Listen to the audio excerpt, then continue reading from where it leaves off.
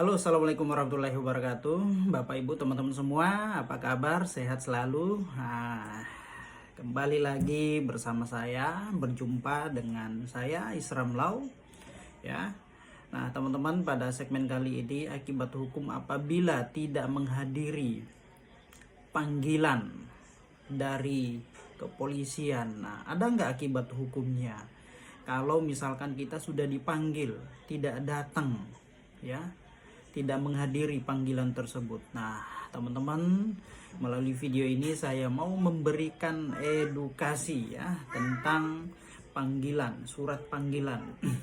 Nah, Bapak Ibu, teman-teman, kalau misalkan ya surat panggilan sudah diterbitkan atau diberikan kepada misalkan saksi, terlapor atau siapapun itu yang menerima surat ini, berarti status hukum terhadap laporan yang dilaporkan oleh korban atau si pelapor ini sudah masuk dalam ranah penyidikan, ya, bukan penyelidikan lagi tapi tahap penyidikan.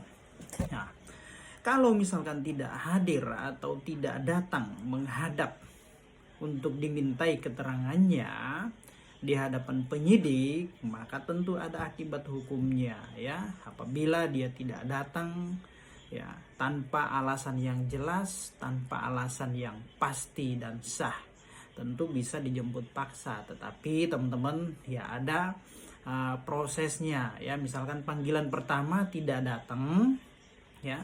Panggilan pertama tidak datang nih, ya, tanpa alasan yang jelas, tanpa konfirmasi. Lalu kemudian diberikan kembali surat panggilan yang kedua. Manakala surat panggilan yang kedua ini juga tidak dihadiri, tidak datang menghadap guna diminta keterangannya di hadapan penyidik atau pejabat yang berwenang, maka inilah ada upaya paksa, ya. Karena sudah sifatnya pro justisia, demi keadilan. Maka dari itu Bapak Ibu, ketika tidak datang menghadiri panggilan dari kepolisian, ya, selama 2 kali berturut-turut, maka akan diterbitkan perintah untuk dibawa paksa, ya, dibawa paksa untuk dihadapkan, dimintai keterangannya di hadapan penyidik. Nah, itu berbeda dengan surat atau undangan klarifikasi. Kita tidak datang di undangan klarifikasi pertama, tidak jadi masalah. Undangan klarifikasi kedua pun juga tidak masalah.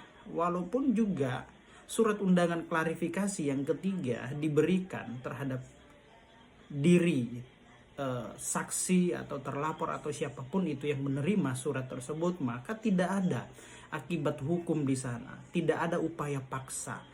Lain halnya kalau perkaranya sudah masuk dalam tahap penyidikan.